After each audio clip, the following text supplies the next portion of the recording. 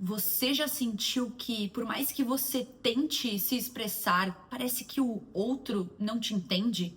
Ou que conversas simples acabam em discussões desnecessárias? A verdade é que muitas vezes o problema não está em a gente sentir, mas sim na forma como a gente comunica. A neurociência mostra que em situações de conflito, o cérebro entra em um modo de defesa e o mesmo sistema que é ativado em situações de ameaça física também é acionado diante dessas situações que podem inclusive ser cotidianas.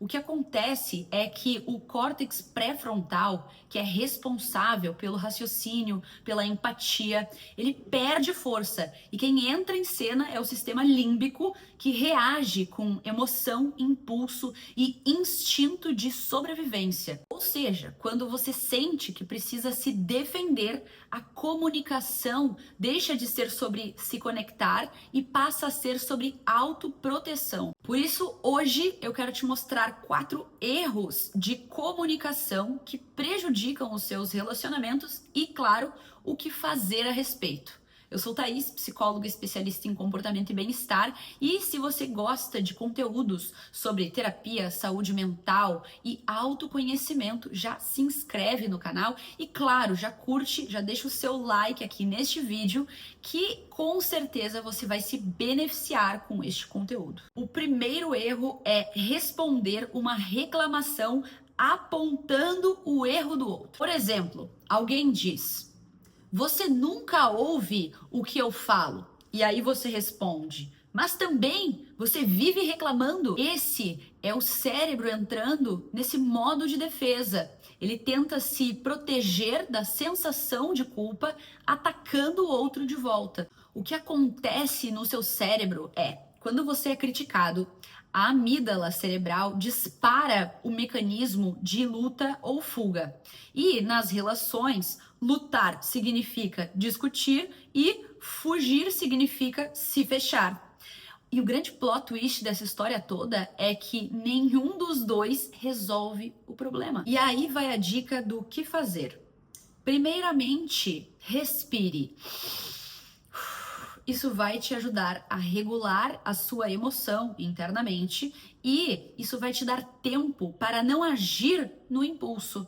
Depois, experimente assumir a sua parte, mesmo que pequena. Diga algo como: "Eu entendo como você se sentiu.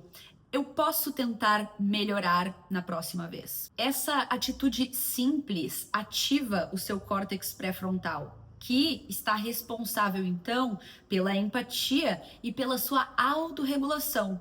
Isso vai te ajudar a se sentir melhor consigo mesmo e com aquela pessoa que você está lidando.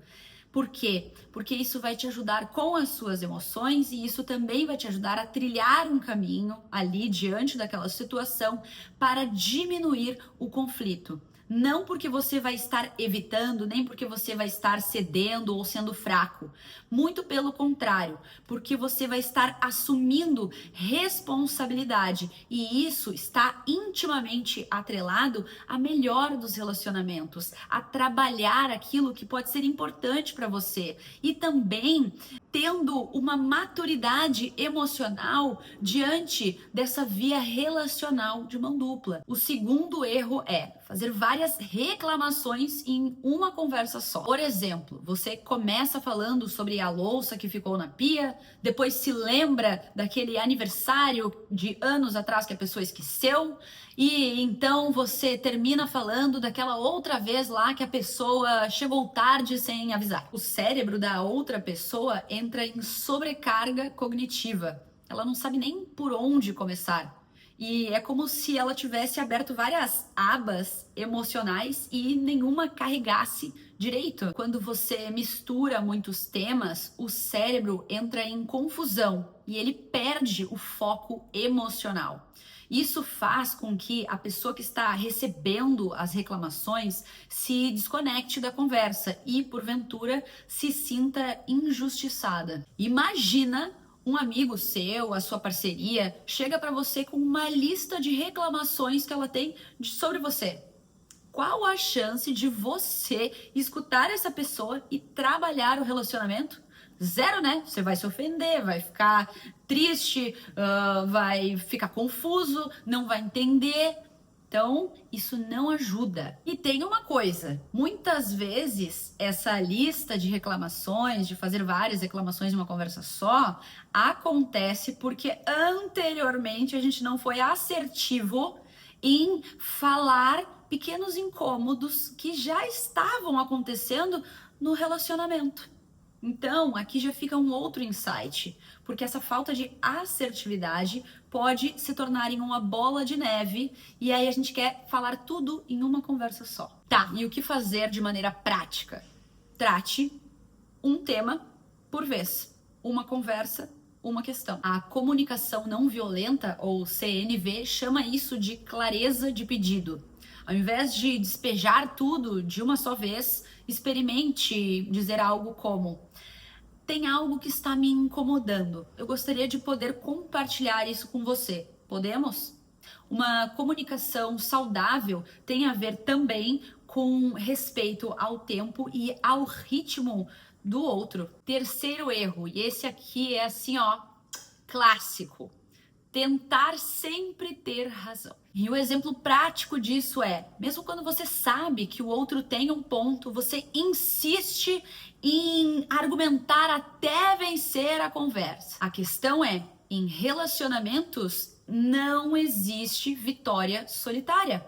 Quando um vence e o outro sai ferido, o vínculo perde força. O que acontece no cérebro é, quando a gente quer muito ter razão, o cérebro ativa o circuito de recompensa. E esse circuito, ele é o mesmo que é ativado quando a gente ganha um jogo. Só que, se tratando de relacionamentos, essa vitória é ilusória, porque ela reforça padrões de orgulho e de vaidade que, na real, nos distanciam emocionalmente. E o que você pode fazer a respeito? Praticar a escuta empática, que é um conceito também da comunicação não violenta. O lema seria mais ou menos assim: ouvir para compreender e não para responder. Em determinada situação, por exemplo, você pode propor: deixa eu entender melhor o que você quis dizer. Isso desativa a defensividade do outro e convida essa pessoa a cooperar. Quando a gente fala sobre relacionamentos, você precisa se lembrar de uma regra valiosa. O que é importante é a conexão e não ter razão. O quarto erro é tentar moldar o outro. Um exemplo prático seria: você tenta mudar o jeito da pessoa, corrigir cada detalhe, como se amor fosse sinônimo de reforma ou de atingir as suas expectativas ilusórias quanto ao outro. Falei, tô leve. O que acontece é que toda vez que você tenta moldar o outro, a mensagem que o cérebro dele recebe é: você não é suficiente do jeito que você é, meu bem. Imagina se é o outro tentando te moldar o tempo todo, dizendo que você está fazendo as coisas erradas, que deveria ser de um jeito diferente, corrigindo cada detalhe seu. Como você se sentiria nessa situação?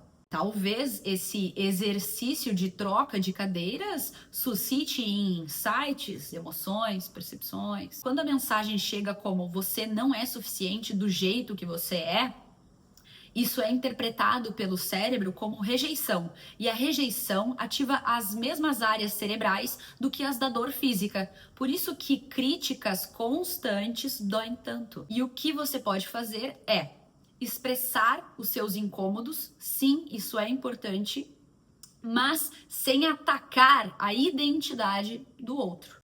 Por exemplo, se tratando de tarefas de casa, que eu acho que é uma grande questão para muita gente. Quando você deixa de fazer uma tarefa de casa, eu me sinto sobrecarregada. E por conta disso, eu acabo me afastando emocionalmente de você. Você poderia, num próximo momento, prestar mais atenção nisso e logo assumir responsabilidade pelas suas tarefas? Tem 4 itens aqui dentro dessa expressão, dessa comunicação, que é uma observação sem julgamento. Você está falando sobre o comportamento dessa pessoa, no caso, que ela não está fazendo as tarefas, né? Isso é um comportamento. O segundo passo é, você fala sobre a sua emoção, sobre o seu sentimento. Eu me sinto de tal jeito, eu me sinto sobrecarregada. O terceiro passo é, você entende que existe uma necessidade sua ali dentro do relacionamento, que é, eu preciso que você coopere, eu preciso que você faça essas tarefas, preciso da sua ajuda. E o quarto é o pedido. Você pode prestar mais atenção nisso e logo assumir responsabilidade pelas suas tarefas? Deu para notar, então, esses elementos e como eles não são ofensivos, não são para agredir a pessoa, e sim para que você também saiba comunicar as suas necessidades emocionais dentro daquele relacionamento? A forma como você se comunica pode aproximar ou afastar as pessoas de você. E a cada vez que você pratica essa comunicação com empatia, com clareza, com responsabilidade, você está criando novos caminhos mentais, novas sinapses que tornam a sua comunicação mais leve e mais consciente, e também os seus relacionamentos. A boa notícia é que comunicação é treino. Cada vez que você pratica, o seu cérebro se reorganiza para que você compreenda, acolha e se conecte. Então, me conta aqui nos comentários qual desses erros ou quais você mais se identificou e qual você quer começar a mudar hoje. Um beijo e até o próximo vídeo.